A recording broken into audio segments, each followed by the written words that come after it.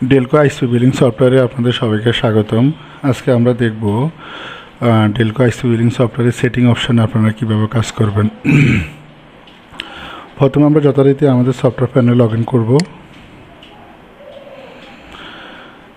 Log in করার পর আমরা সেটিং অপশানে যাওয়ার পরে প্রথমে যে মেনুগুলো আমাদের এখানে আছে, general option, SMS setup, area এবং box, user list, role permission, payment gateway. তো আমি সবার প্রথমে জেনারেল অপশানে ক্লিক করলাম। এই অপশানে যে কাজটা আপনাদের হবে সেটা হচ্ছে আপনাদের কোম্পানির ইনফরমেশানগুলো এখানে অ্যাড করতে হবে। তো কোম্পানির নাম, তার মোবাইল নাম্বার, এরপর আপনার কোম্পানির লোগো, আপনার যদি যে ক্লায়েন্টের যে ইনভয়েসগুলো বের হয়, আপনাদের ক্লায়েন্টের ইনভয়েসের মধ্যে যে সিগনেচার নিয়ে আসতেছেন, তাহলে এখানে সিগনেচারটা PNG অথবা JPG ফরম্যাটে আপনারা আপলোড করে দিবেন, তাহলে ওটা প্রিন্টে চলে আসবে। এখানে আপনার অফিস অ্যাড্রেস, এই অপশানটা একটু ইম্পর্টেন্ট, এটা একটু আমি ক্লিয়ার করি সবাইকে। এখানে যে বিষয়টা হয়ে থাকে, আমাদের এই ডেলকো আইসপি বিলিং সফটওয়্যার যে দুইভাবে যে ক্লায়েন্টের ম্যানেজমেন্ট সিস্টেমটা কাজ করে। একটা ফিক্সড ডেট, একটা ডাইনামিক ডেট। ফিক্সড ডেটে আপনার প্যানেলে সমস্ত ক্লায়েন্টদের নির্দিষ্ট একটা ডেট, এক্সপায়ার ডেট আপনি সেট আপ করবেন। মনে করেন আমি ফিক্সড ডেট এখানে দিলাম, দেওয়ার পর এখানে আমি দিলাম 10, তার মানে এটা প্রতি মাসের 10 তারিখে আমার এই বিলিং সফটওয়্যারের মধ্যে যত রকম ক্লায়েন্ট থাকবে সবার এক্সপায়ার ডেটটা 10 তারিখ কাউন্ট করবে। দিয়ে আমি এটা আপডেট সেটিং দিলাম, দেওয়ার পর এখন 10 তারিখ এখানে সেট আপ হয়ে গেল।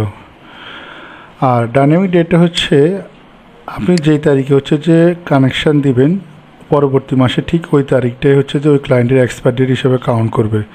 এটা ডাইনামিক ডেট। তো আপনারা সফটওয়্যার ব্যবহার করলে এই দুইটা সিস্টেমে যে কোনো একটা সিস্টেমে আপনাদেরকে ইউজ করতে হবে, ফিক্সড ডেট অথবা ডাইনামিক ডেট। এবং কি ডাইনামিক ডেট যখন আপনারা এখানে দিবেন তখন যে এখানে আপনার এক্সপায়ার ডেটের যে টাইমটা বা ডেটটা সেটা এখানে থাকবে না। আর এটা যে আপনাদের ক্লায়েন্টের যে ওই দিনের কোন সময় আপনি লাইনগুলো বন্ধ করবেন সেটা যে এখানে কন্ট্রোল করা যাচ্ছে। আপনি 6টা হোক, 7টা হোক, রাতে 12টা হোক, 11টা হোক, এটা আপনি এখান থেকে কন্ট্রোল করতে পারবেন। ক্লায়েন্ট প্রিফিক্সটা অনেক সময় অনেকে যেটা করে থাকেন যে আপনার ক্লায়েন্টগুলো তৈরি করার সময় মাইক্রোটিকে কোম্পানি নির্দিষ্ট কোনো যে প্রিফিক্স ইউজ করে থাকেন, হয়তো বা মনে করেন যেমন আমাদের প্রতিষ্ঠান ডেলকো, আমরা হয়তো বা ইউজ করলাম শুধুমাত্র DE।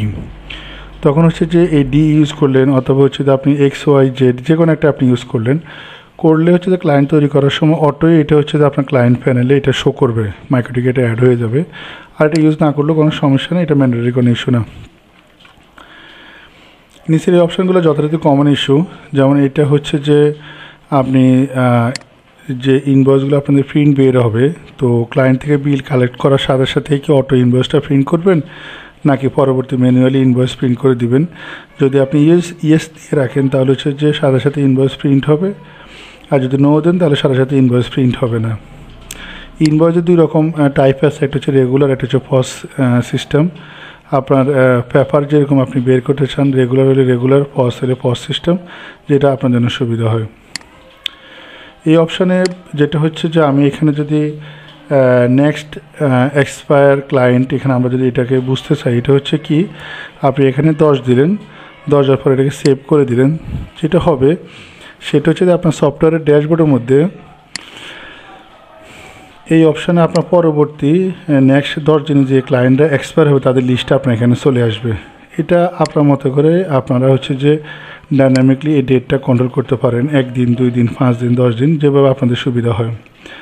আমাদের এই বিলিং সফটওয়্যার আপনারা যে মাইক্রোটিকের সাথে কানেকশান করেও ব্যবহার করতে পারবেন, মাইক্রোটিক ছাড়াও ব্যবহার করতে পারবেন।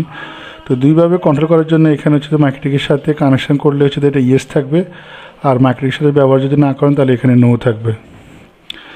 এই ইনফরমেশানগুলো আপনাদের পছন্দ মতো আপনারা দিয়ে দিবেন।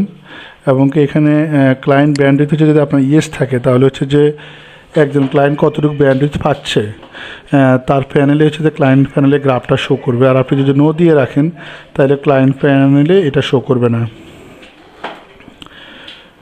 পেমেন্ট টার্মস অ্যান্ড পলিটিক্সের মধ্যে এখানে আপনাদের যে ইনভয়েস যেটা প্রিন্ট হবে, ওই প্রিন্টে আপনাদের যে নিয়মকানুনগুলো সেটা আপনারা এখানে মেনশন করতে পারেন। এখানে আমরা 3টা দিয়ে রাখছি, আপনারা চাইলে এর সাথে বেশি ইউজ করতে পারেন।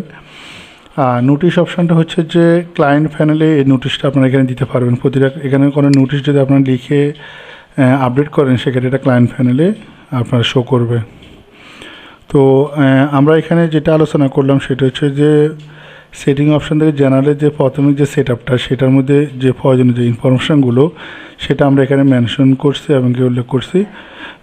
সবাইকে ধন্যবাদ।